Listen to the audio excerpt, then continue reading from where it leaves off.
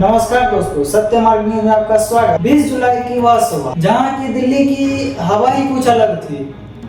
एक तरफ संसद का सत्र चल रहा था, वहीं दूसरी तरफ हजारों लोग अपनी मांग एक साथ राजनीतिक की ओर बढ़े। दिल्ली पुलिस पहले से ही अलर्ट थे। कई जगहों पर दिल्ली में बैरिकेडिंग लगाए गए, हर चौराहे पर सुरक्षा बल तैनात थे। लेकिन सवाल यह था, क्या आज लोगों की आवाज संसद तक पहुँचेगी या रास्ते में ही रुक जाए। तो दोस्तों, आज हम इस वीडियो में हम यह समझने की कोशिश करेंगे कि आखिर 20 जुलाई को क्या हुआ, आंदोलन क्यों हुआ, सोनम वांगचुक की भूमिका क्या थी, अभिजीत दीपके ने क्या, सरकार का पक्ष क्या था, आखिर इस मामले में पूरे देश भर में बहस क्यों खड़ी कर दी। इस वीडियो को अंत तक जरूर देखिए, क्योंकि अंत में शायद आपका नजरिया भी बदल सकता है। आखिर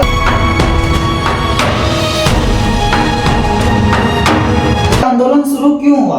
दोस्तों, किसी भी आंदोलन की शुरुआत एक दिन में नहीं होती। उसके पीछे महीनों की नाराजगी, बातचीत की कोशिशें और लोगों की उम्मीद होती है। तो सीजेपी के संस्थापक अभिजीत दीपके और Sonam Wangchuk NEET paper leak के मामले में जुड़े मुद्दे उठाते रहे। उनका कहना यह था कि इन विषयों पर सरकार से गंभीर संवाद होना चाहिए। उन्हें लगा कि उनकी मांगे पर्याप्त प्रगति नहीं हो रही है। तब उसने आंदोलन तेज हो गया और संसद मार्च की तैयारी शुरू हो गई। 20 जुलाई को सुबह सुबह से ही दिल्ली के कई इलाकों में पुलिस की तैनाती बढ़ा दी गई। लोग छोटे छोटे समूह जुटने लगे। कुछ लोगों हाथ में तिरंगा लिए हुए खड़े थे और कुछ पोस्टर लेकर आए थे और कुछ सिर्फ अपनी बातें संसद तक पहुंचाना चाहते थे। इस बीच आंदोलन से जुड़े लोगों के बीच अभिजीत दीपके ने पुलिस पर भी आरोप लगाया। अभिजीत दीपके का कहना यह था कि पुलिस इतना बेशरम है कि जो 14-15 साल की बच्चियां थी उस पर लाठी बरसाई गई, उसका सिर फोड़ा गया।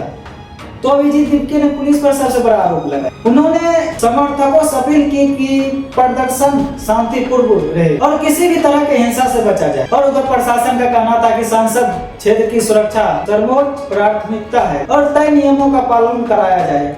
पलाव टकराव में जैसे जैसे भीड़ बढ़ने लगी, वैसे तनाव भी बढ़ने लगा और पुलिस आगे से रोकने की कोशिश की। कुछ जगह नारे लगे और कुछ जगह बहस हुई और फिर माहौल तनावपूर्ण हो गया। और यहीं से पूरे देश की नजर आंदोलन पर टिक गई। टीवी चैनलों और सोशल मीडिया पर तस्वीरें आने लगी। किसी ने कहा कि जनता की आवाज रोकी जाए और किसी ने कहा कि कानून व्यवस्था बनाए रखना जरूरी है। लेकिन सवाल वही रहा, क्या यह टकराव टाला जा सकता? सरकार पर उठे सवाल। विरोध करने वाले ने कहा, अगर लोग अपनी मांग लेकर राजधानी आते हैं तो क्या उनसे बातचीत नहीं होनी चाहिए? क्या हर विरोध का जवाब केवल बैरिकेड और पुलिस होनी चाहिए? संसद की सुरक्षा से कोई समझौता नहीं किया जा सकता है और नियम पर भी समान रूप से लागू होते हैं। यहीं से ही पूरे देश में बहस होगी। लेकिन दोस्तों, इस कहानी का अहम मोड़ अभी बाकी है। आगे क्या हुआ, सोनम वांगचुक ने क्या संदेश दिया, अभिजीत दीपके ने प्रदर्शनकारियों से क्या अपील की और संसद मार्च का आगे का घटनाक्रम कैसे विकसित हुआ। दोस्तों, अब कहानी उस मोड़ पर पहुंच चुकी है जहां पूरे देश की नजर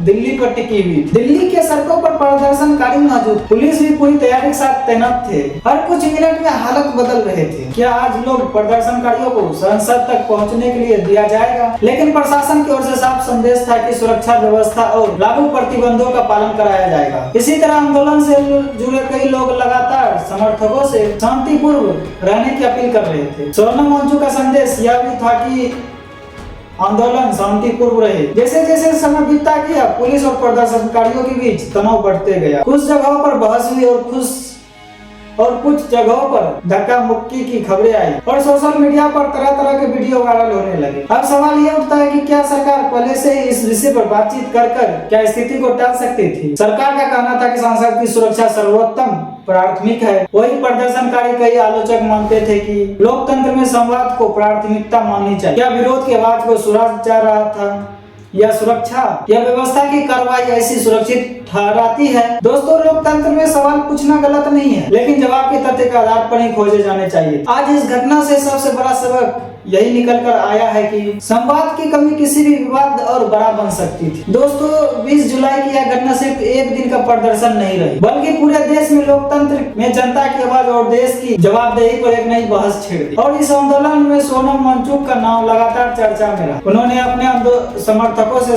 शांतिपूर्ण आंदोलन करने और लोकतांत्रिक तरीके से अपने बात रखने की अपील। उसका कहना था कि देश के महत्वपूर्ण सरकार और जनता के बीच खुला संवाद होना चाहिए। उनका मानना था कि जब लोग अपनी बातें को लेकर सड़क पर उतरते हैं तो उनकी बातें सुनी जानी चाहिए। इस दौरान अभिजीत दिपके भी लगातार लोगों से जुड़े इस आंदोलन में संपर्क में रहे। उन्होंने भी समर्थकों से शांतिपूर्ण बना रखने की और कोशिश भी तरह तरह की हिंसा से दूर रहने की अपील। उनका कहना था कि इस आंदोलन में टकराव नहीं, उसका आवाज सरकार तक पहुंचाना जरूरी है। सांसद देश के सबसे संवेदनशील क्षेत्र है। संबोधन सत्र के दौरान सुरक्षा व्यवस्था सबसे प्राथमिकता होती है, इसीलिए किसी भी भीड़ को प्रतिबंधित क्षेत्र में जाने की आवश्यकता नहीं दी जा सकती। प्रशासन का तर्क था कि जो कदम उठाए गए उन्हें कानून व्यवस्था की। क्या सरकार प्रदर्शनकारियों से सबसे पहले से ही बातचीत कर सकती थी? क्या हालात इतने बिगड़ने से पहले कोई भी हालत का समाधान किया जा सकता था? क्या लोकतंत्र में विरोध की आवाज बेहतर तरीके से सुने जाने की कोशिश किया जा सकता था? इन सवालों का जवाब आसान नहीं है, लेकिन